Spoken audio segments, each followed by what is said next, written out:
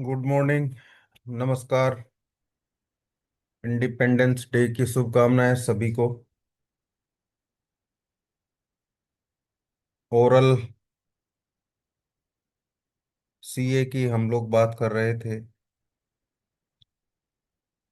कुछ चीजें डिस्कस करी थी हमने लास्ट क्लास में, जिसमें इसके टाइप थे अलग अलग एरिया में। ओरल कैविटी में होने वाले और हिस्टोलॉजी के अकॉर्डिंग ये सब मैंने आपको लास्ट क्लास में बताया था, जिसमें squamous cell carcinoma, verrucous carcinoma, minor salivary gland का ट्यूमर, लिम्फोमा, मेलानोमा, ये सब हम लोग देख रहे हैं। इसके कारण की हम लोग बात करेंगे। जो कार्सिनोजेनिक फैक्टर्स हैं उसमें मैंने बताया था आपको, टोबैको या निकोटिन सबसे बड़ा कारण इसका बनता है, जो म्यूटेशन, जेनेटिक म्यूटेशन इसमें देखने को मिलता है। तंबाकू, सुपारी, पान मसाला, अल्कोहल,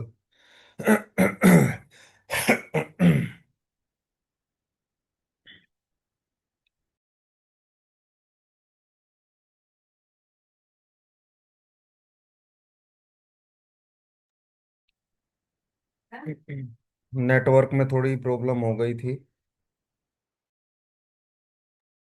तो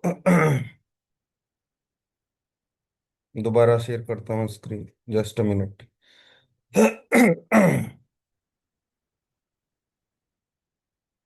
ये सब कंज्यूम करना एक बहुत बड़ा कारण बनता है। पैसिव स्मोकिंग भी, मतलब अगर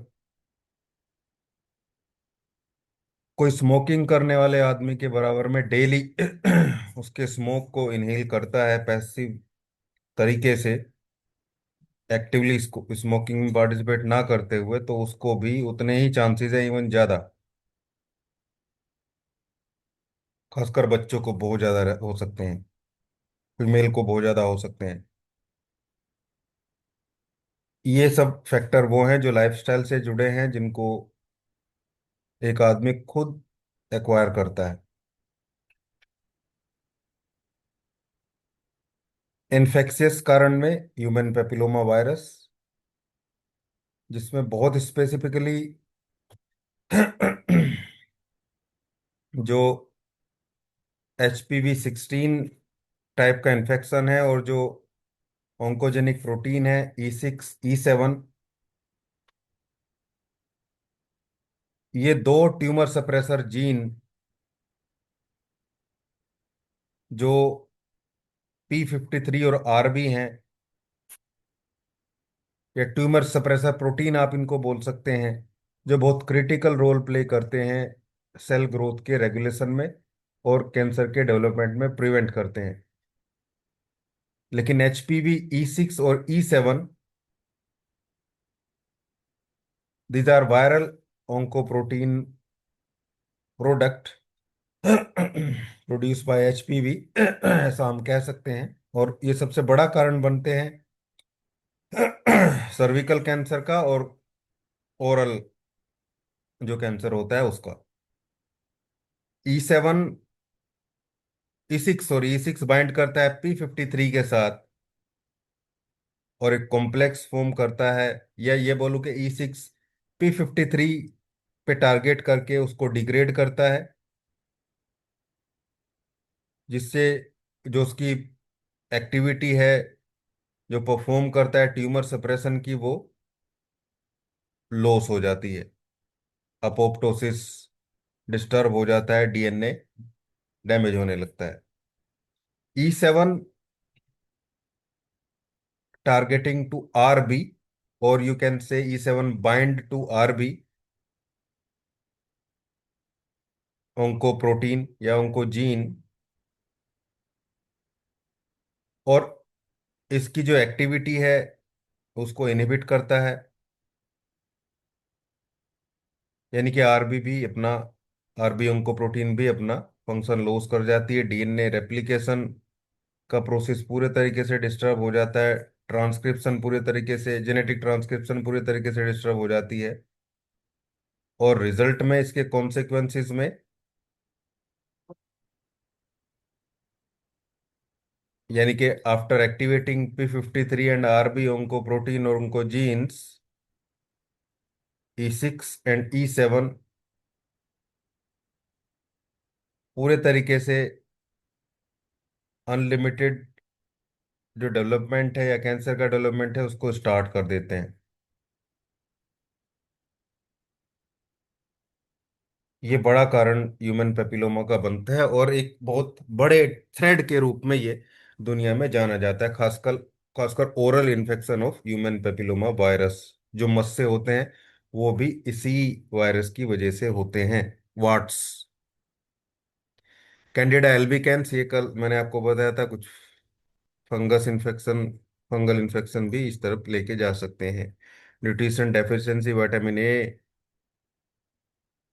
और आयरन डेफिशिएंसी, एनीमिया, अगर ये होने के बाद हैं तो ये उसको और ज्यादा वर्स कर सकते हैं, और ये कारण भी बन सकते हैं। फिजिकल एंड केमिकल इरिटेशन, ये भी मैंने आप लोगों को बताया था। पुअर ओरल हाइजीन, या कुछ लोग दांतों में अलग अलग कलाकारी भी कराने लगे हैं, उनको शार्प कराना और सब, ये सारी चीजें, या ऑलरेडी शार्प है, कोई ट्रॉमा कोई इंजरी हो जाए दांतों की वजह से जीभ पे, या लगातार वो इरिटेट होती रहे, टंग में खासकर। जेनेटिक प्रीडिस्पोजिशन, जेनेटिक प्रीडिस्पोजिशन में भी जिनमें ये म्यूटेशन फैमिली में रहा, यानी कि जिनकी हिस्ट्री ये रही है, उनको ये होने के चांसेस हैं।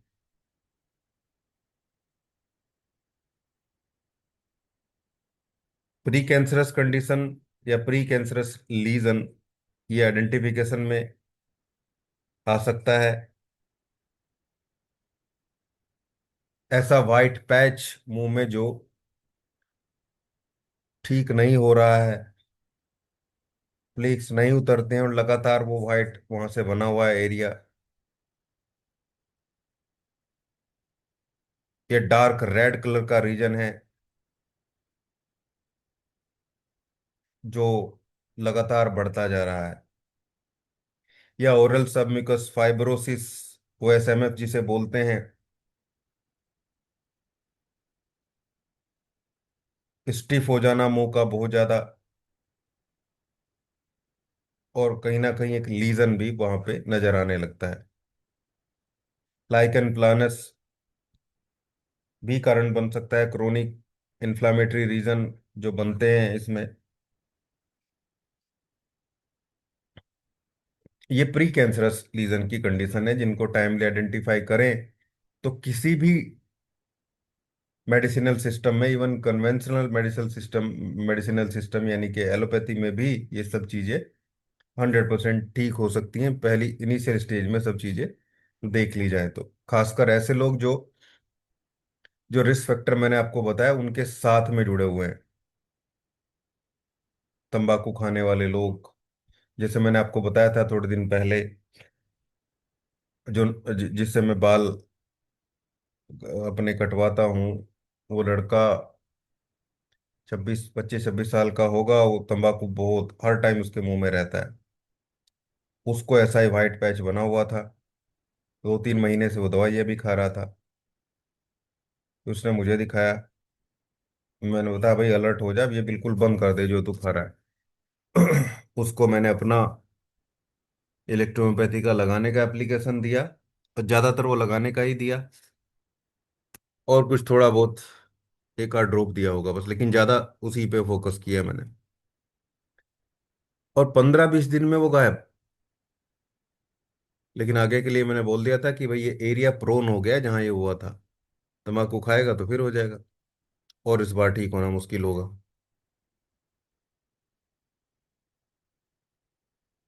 अब स्टेज और स्टेज वाइज सिम्टम्स, ये 4 स्टेज में हमने इसको देखा है। स्टेज 0 यानी कि प्री कैंसरस कंडीशन कह सकते हैं, एसिम्टोमेटिक है। म्यूकोजल चेंजेस देखने को मिलते हैं, जो मैंने भी आपको बताया, वो पैचिस। स्टेज 2 जब ट्यूमर या नोड्यूल बनना स्टार्ट हो जाता है, या अल्सर घाव जो है वो बनना स्टार्ट हो जाता है, या ग्रोथ स्टार्ट हो जाती है, वही मतलब ट्यूमर की बात कर रहे हैं। पेनलेस लंप बन जाता है कोई। स्टेज 2 में ट्यूमर या लीजन का साइज और बड़ा हो जाएगा,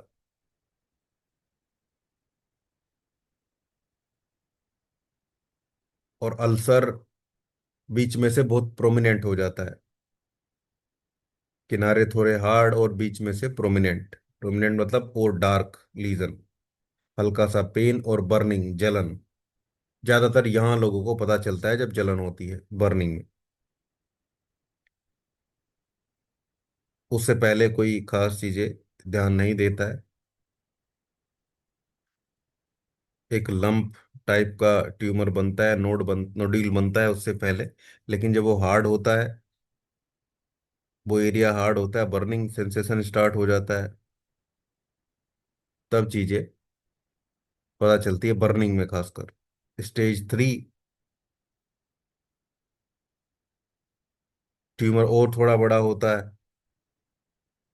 हार्ड होता है, और मुंह में कुछ खाते हुए, स्वेलो करते हुए, बोलते हुए प्रॉब्लम होने लगती है। और ईयर पेन या रेफर टाइप का पेन, जितनी नर्व्स और जहां से वो एरिया सप्रेस हो सकता है, उन सब एरिया में पेन रहने लगता है।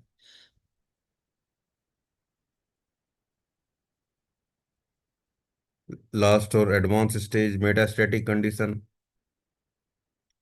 ये सब फोटो जो आप देख रहे हैं ऊपर, ये सब ऐसी ही कंडीशन के हैं जो ज्यादातर थर्ड या फोर्थ ग्रेड में है। इवन ये छोटा सा आप जीभ में देख रहे हैं, ये भी थर्ड ग्रेड का है। इसमें देखिए, किनारे थोड़े हार्ड है और अंदर प्रोमिनेंट टाइप का लीजन दिख रहा है। पूरा जीभ के अंदर नोड्यूल बन रहा है। ये भी थर्ड ग्रेड का है। इसमें बर्निंग बहुत ज्यादा इस कंडीशन में रहती है। ये अलग अलग स्टेज है गम के कैंसर की। जिंजीवा कैंसर, ये यहाँ से स्टार्ट होता है ऐसे, फिर ये वाली कंडीशन, फिर ये वाली कंडीशन, फिर ये वाली कंडीशन। ये देखिए, ये HPV, ह्यूमन पेपिलोमा वायरस का मस्से जैसा एरिया दिख रहा है यहाँ पे। ये पूरी फाइब्रोसिस की कंडीशन है। ये तो थर्ड स्टेज है क्लियरली। ये फोर्थ स्टेज है जो आपको दिख रही है। इसमें मेटास्टेटिस भी प्रॉपरली हो चुका होगा इस पर्सन को।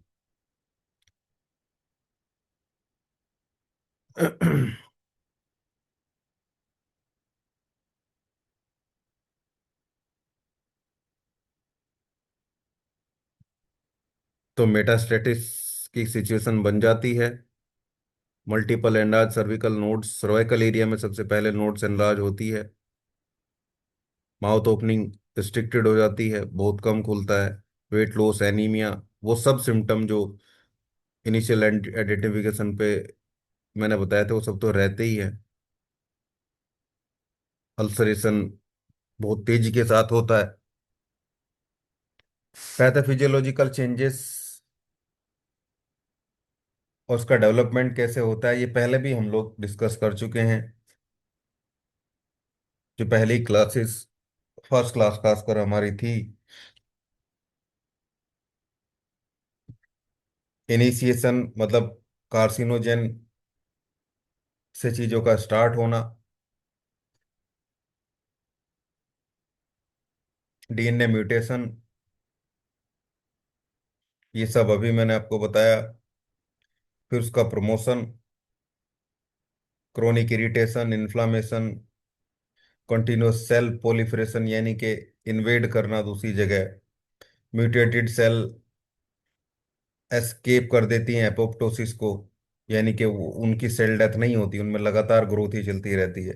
Progression, cell acquired invasive ability, basement में उसके बाद basement membrane break down via matrix, वो जो लीजन बन जाता है वहां पे कॉलीफ्लावर गोभी जैसा जो रीजन बन जाता है। उसके बाद ट्यूमर इंड्यूसिस एंजियोजेनेसिस, वीईजीएफ, ये प्रोसेस का नाम है।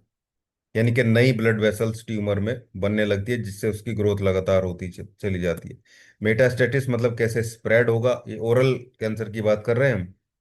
लिम्फेटिक स्प्रेड होगा, सबमेंडिबुलर, सबमेंट्रल, डीप सर्विकल नोड्स, ठीक है, इनके थ्रू स्प्रेड होगा, और इन सब में जो ग्लैंड्स हैं वो सब फूली हुई दिखेंगी, बड़ी हो जाएंगी सारी। हेमाटोजीनियस स्प्रेड मतलब ब्लड के थ्रू होगा तो लंग्स, लीवर और बोन, इन तीन एरिया में मेटास्टेट ये करेगा मैक्सिमम। लीवर में तो सभी चले जाते हैं लगभग। ये एडवांस स्टेज की बातें रहती हैं सारी। एडवांस स्टेज में कुछ और फिजियोलॉजिकल चेंजेस जो नीचे लिखे हैं। नॉर्मल एपिथेलियल बैरियर खत्म हो जाता है, इन्फेक्शन का रिस्क लगातार बना रहता है, और वो इन्फेक्शन होता भी रहता है, आप देखते हैं कितनी बुरी स्थिति हो जाती है। क्रोनिक पेन, ट्रैकीकार्डिया, हाइपरटेंशन, फिर पेन की वजह से, क्योंकि सिंपैथेटिक एक्टिविटी बहुत तेज हो जाती है। और कैंसर के एक्सिया यानी कि इसकी इन्फ्लामेशन में साइटोकाइंस का स्ट्रोम चल जाता है एक तरीके से। लगातार इन्फ्लामेशन रहने से मसल वेस्ट होने लगती है, वेट लॉस होने लगता है, और इम्यूनिटी लगातार सप्रेस होती चली जाती है। मॉडर्न मेडिकल साइंस के लेवल पे इन्वेस्टिगेशन में बायोप्सी, सीटी, एमआरआई या पैट स्कैन और मेटास्टेटिस के लिए करते हैं, और एचपीवी टेस्टिंग होती है अगर ऐसा है तो। और नॉर्मल एग्जामिनेशन, क्लिनिकल एग्जामिनेशन, ये इंस्पेक्शन से, नॉर्मली देखने से, लीजन को पैल्पेट करने से, मतलब देखने से, उसको छूने से, लिम्फ नोड को पैल्पेट करने से, सर्विकल लिम्फ नोड, या मुंह के नीचे जो सलेवरी लिम्फ नोड्स हैं उनको एग्जामिन करने से आइडिया लग जाता है। ये सब चीजें ओरल कैंसर के बारे में थी। कुछ हमने लास्ट क्लास में करी थी और कुछ आज डिस्कस करी है अभी। अब हम इलेक्ट्रोहोम्योपैथी में क्या कर सकते हैं, क्या करना चाहिए, उस तरफ बढ़ते हैं। सबसे पहले आपको मैं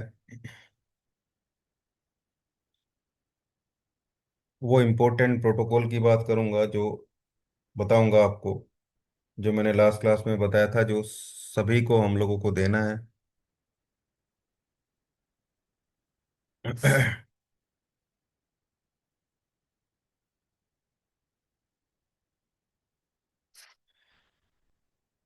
प्रोटोकॉल का नाम, अब मैं प्रोटोकॉल का नाम लिखूंगा हमेशा, CH जैन प्रोटोकॉल का नाम है।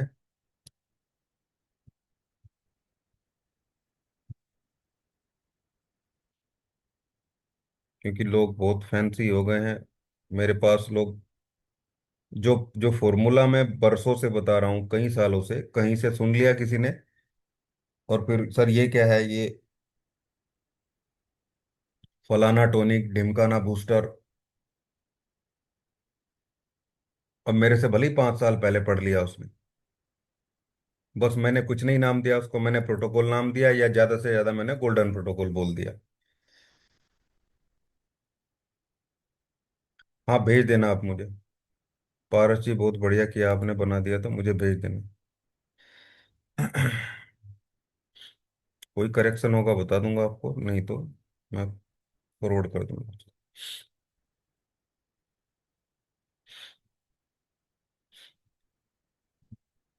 A2,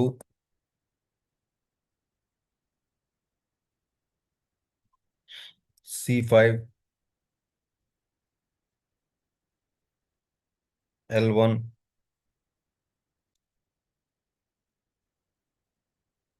वैन बन GE।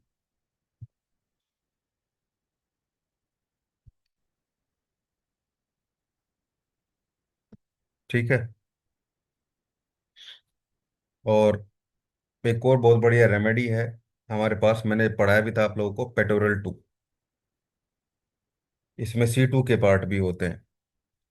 हालांकि हम ऑलरेडी C5 ऐड कर चुके हैं, लेकिन टेक्रियम जो प्लांट है पेटोरल 2 में वो बहुत बढ़िया काम करता है, खासकर ये जो प्रॉपर्टी रहती है इसमें हम देखते हैं कि ये सभी चीजें, जैसे A2 पेन को बहुत तेजी के साथ कम करता है, इन सबको आपको 200 डाइल्यूशन में लेना है।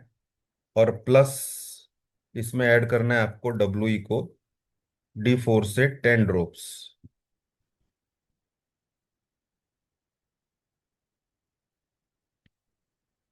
बल्कि आप इसको D3 से 10 ड्रॉप ऐड करिए, ये बेस बनाइए आप। ठीक है, ये बेस बन जाएगा आपका cancer Jain, CA Jain protocol. इसका बेस बनाइए आप लोग। और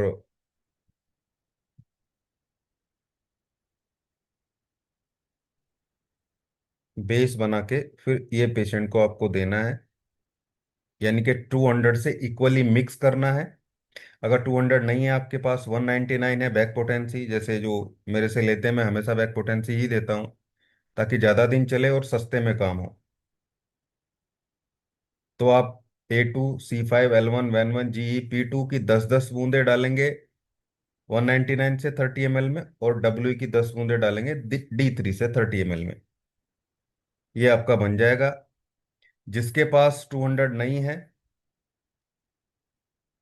उसको वो देना चाह रहा है तो रिजल्ट में देखो वेरिएशन आएगा, और ये बहुत सेंसिटिव चीज होती है, लेकिन आप इसको फिर थर्ड ग्लास से दे सकते हो।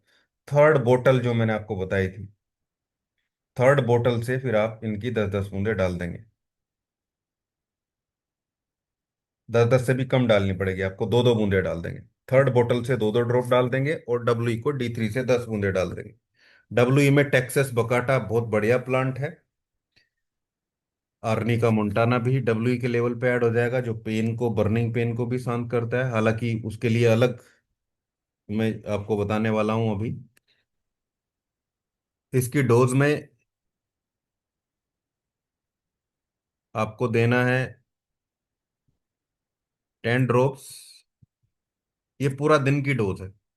इन 10 ड्रॉप को डाइल्यूट कर लेंगे वाटर में, लगभग 200 ml पानी में, 200 ml वाटर में।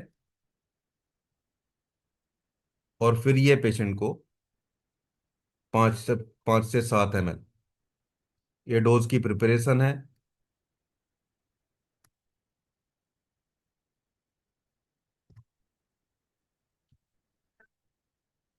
इसमें ऐड करने के बाद फिर इसमें से पेशेंट लेगा 5 ml, 5 to 6 टाइम, या एवरी 2 आवरली, हर 2 घंटे पे ये हम देंगे। फिर यहाँ हम वो रूल नहीं देखेंगे कि भाई 200 को दिन में एक बार 2 बार, क्योंकि ये तो पेन के लिए बहुत बढ़िया तरीके से, और जो स्प्रेड हो रही है चीज़ें बहुत तेजी के साथ, उसको रिड्यूस करेगा, उसको कम करेगा। पोलिफरेशन भी रिड्यूस होगी, सेल डिवीजन भी रिड्यूस होगी, और WE क्योंकि D4 में है तो अपोप्टोसिस को भी इसमें इंड्यूस कराने का ये काम करेगी। दूसरा प्रोटोकॉल है L2, लिम्फेटिको 2।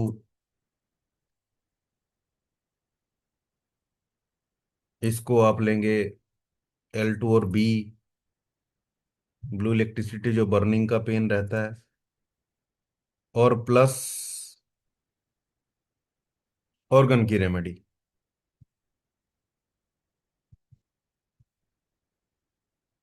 ऑर्गन की रेमेडी मतलब जैसे अभी ओरल कैविटी की जब हम बात करते हैं, पूरे ओरल कैविटी में C3 काम करती है बहुत बढ़िया तरीके से। लेकिन अगर लिम्फ नोड में या दूसरी जगह भी है तो C13 भी, आप दोनों भी ऐड कर सकते हैं। तो C3 और C13 में से कोई एक बर्निंग है बहुत ज़्यादा तो C3 को लेंगे, या दोनों भी ऐड कर सकते हैं L2 और B के साथ में। ये दूसरा प्रोटोकॉल रहेगा। इसको भी आप लोगों को जितना डाइल्यूट हो सके उतना डाइल्यूटेड कंडीशन में देना है। 30 में तो कम से कम देना स्टार्ट करेंगे ही। D4 में हमने W ही रखा है, जो उसको एनर्जी भी प्रोवाइड करेगा और अपोप्टोसिस को इंड्यूस भी करेगा। लिम्फेटिक चैनल को पूरे तरीके से क्लीन करने के लिए, उसके स्प्रेड को रोकने के लिए L2 को भी हमने डाइल्यूटेड ही यूज किया है। किडनी फंक्शन इम्पेयर्ड है, पेशाब कम आ रहा है, तो आप S6 के ग्लोब्यूल भी देंगे। इफ लो यूरिन, देन आप यूज करेंगे S6D4। यहाँ पे लीवर को भी स्टिमुलेट कर सकते हैं आप। ठीक है, ये सी ए जैन प्रोटोकॉल तो अलग हो गया और ये अलग चीज है। इसको मैं अलग निकाल देता हूँ इससे, क्योंकि फिलहाल हम बात कर रहे हैं ओरल।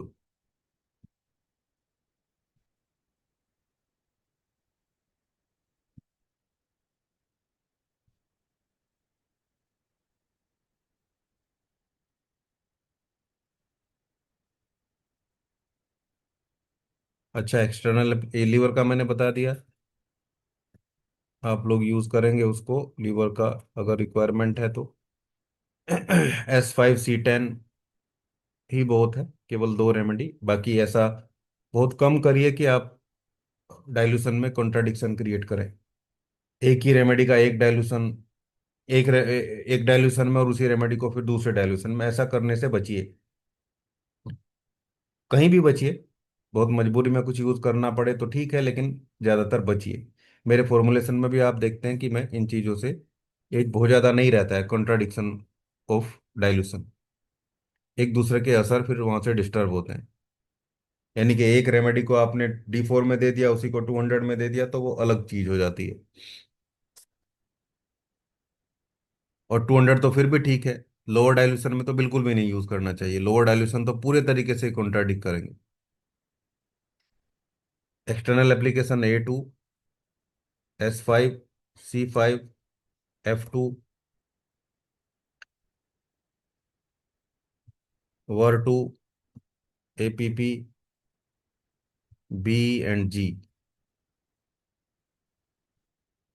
D4 से 10-10 बूंदे डाल के 30 ml में सभी रेमेडी की, इसको अप्लाई करेंगे। और वॉश करने के लिए WE और APP स्प्रे। इसके स्प्रे से साफ करिए। साफ करने के बाद फिर ये ड्रेसिंग, या जैसे भी आप कंडीशन बनती है, वहाँ कैसी स्थिति है उसकी लीजन की, तो वो आप इसको यूज कर सकते हैं। देखिए, ऑर्गन रेमेडी यहाँ ओरल के केस में क्या रहेगी।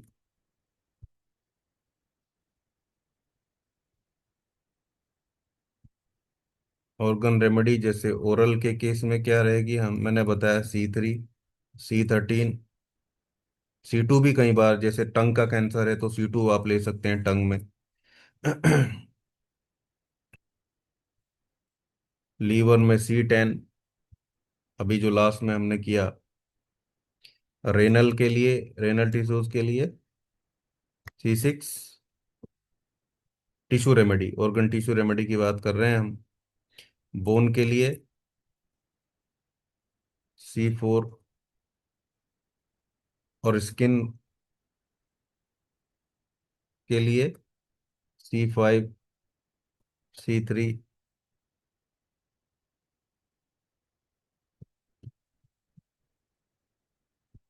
ओवरीज के लिए C2। यूट्रस के लिए C1। मतलब इस तरीके से आपके पास केसेस आएंगे, और ये एक प्रोटोकॉल में आप इसको यहाँ वाले में चेंज करते चले जाएंगे। लेकिन वो ऊपर जो मेन प्रोटोकॉल है CA जैन, वो आपको रखना ही है।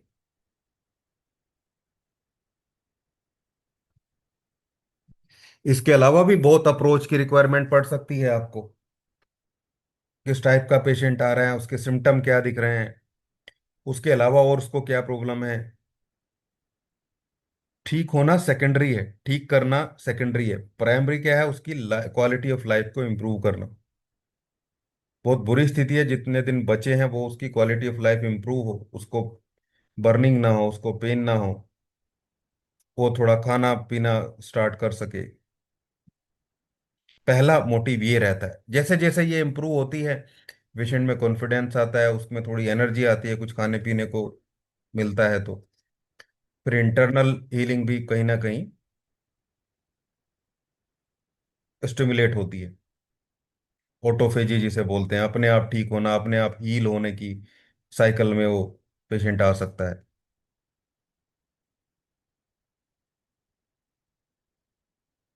इस तरीके से अलग अलग ऑर्गन की रेमेडी आप L2 और बी के साथ ऐड करके 30th में या 200 में या थर्ड बोतल से कुछ नहीं है तो आप पेशेंट को स्टार्ट करेंगे। यूरिन फ्लो लो है तो S6 में D4 देंगे। भूख नहीं लग रही है तो लीवर की रेमेडी देंगे।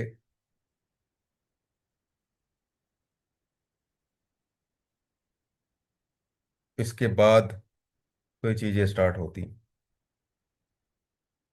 अब देखिए, पहले से ये जैन के प्रोटोकॉल में हम मैंने S5 को नहीं रखा है, क्योंकि S5 की जरूरत आपको लीवर के लिए पड़ने ही वाली है, ज़्यादातर केस में पड़ने वाली है। S5 और C10 की जरूरत तो पड़ेगी, आपको D4 में देने की पड़ेगी, या D5 में देने की पड़ेगी, या D6 में देने की पड़ेगी ही, हर केस में।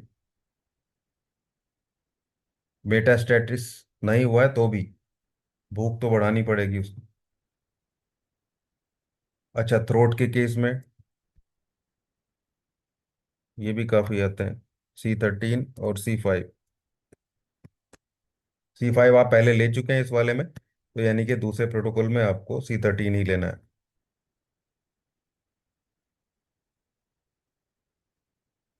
और अब अगर आप प्लांट वाइज भी चीज़ों को देख लें, यहाँ प्लांट में, यहाँ इस वाले प्रोटोकॉल में, तो ये प्रोटोकॉल बहुत ही बढ़िया है। देखिए, टेक्यूरम मैरम वेरम और C2 प्लांट की वजह से ये बहुत अच्छा रेमेडी बन जाता है। ग्रीन इलेक्ट्रिसिटी में भी नंबर ऑफ प्लांट्स हैं जो कैंसर पे काम करते हैं। वेनेरियो वन में थूजा है, ह्यूमन पेपिलोमा पे भी काम करता है और जेनेटिक म्यूटेशन पे भी काम करता है। वैन वन, L1 में एचिनेशिया है। हालांकि इम्यूनिटी बढ़ाने के लिए हम D4 में यूज करेंगे L1 को, जो किसी को करना है तो। और L1 हमने L2 में ले लिया, लेकिन एक्चुअली L2 बिल्कुल अलग रेमेडी बन जाती है जब वो मिक्स हो जाती है। वैसे भी दोनों लाइटर में ही लिए हैं, लाइटर डाइल्यूशन है। C5 में कोनियम मैकुलेटम है। फाइटो डी है, बहुत इंपॉर्टेंट रेमेडी है। फाइटो डी तो शायद जी में भी है, ग्रीन इलेक्ट्रिसिटी में भी। A2 में एस्कुलस बहुत बढ़िया रेमेडी है। और पूरे इन रेमेडी की प्रॉपर्टी भी आप देखेंगे, जैसे जैसे मैंने आपको बताया है, पढ़ा है, तो भी ये पूरे तरीके से काम करते हैं।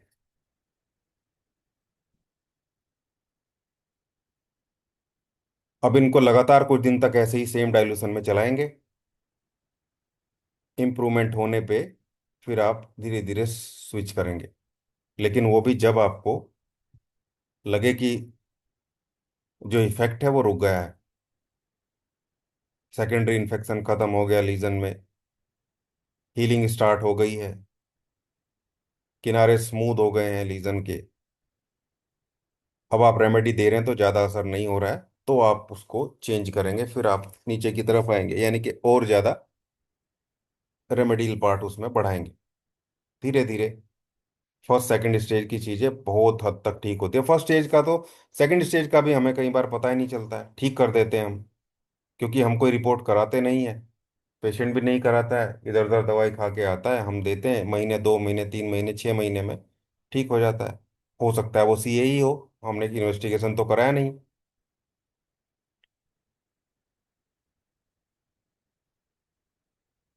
तो ये पूरा आपको मैंने प्रोटोकॉल समझा दिया है, कैसे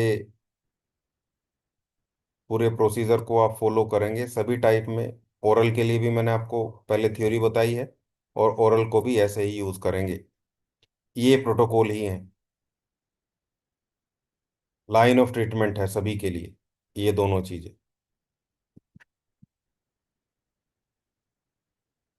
और ये एक्सटर्नल भी सभी के लिए हो गया। अब यहाँ ऑर्गन की रेमेडी ओरल के लिए आप क्या यूज करेंगे वो आप देखेंगे। लिप्स पे है C3, गले के आसपास है ग्लैंड्स के, या तो C13, टंग में है, जीभ में है तो C2। मीटिंग एंड हो जाएगी, अभी दोबारा कनेक्ट नहीं करेंगे। टॉपिक हमारा पूरा हो गया है। नेक्स्ट क्लास में कोई क्वेश्चन होंगे तो आप नोट करके रख लेना आज ही। नेक्स्ट क्लास कल सैटरडे है, कल तो शायद नहीं होगी, मंडे होगी हमारी। तब आपके क्वेश्चन लेंगे। और डर्मिटाइटिस को मुझे बताना है, 2-3 रिक्वेस्ट आ गई उसकी, स्किनोडर्मिटाइटिस। हालांकि मैं पढ़ा चुका हूँ, लेकिन एक बार मैं दोबारा उसको करा दूंगा। जब तक सेकंड सेमेस्टर स्टार्ट होता है, कुछ क्लास आपको मैं अलग अलग तरीके की दे देता हूँ। एक अभी कैंसर को भी डिस्कस करेंगे, एक दो दो तीन टाइप के कैंसर हो रहे हैं, उनको भी डिस्कस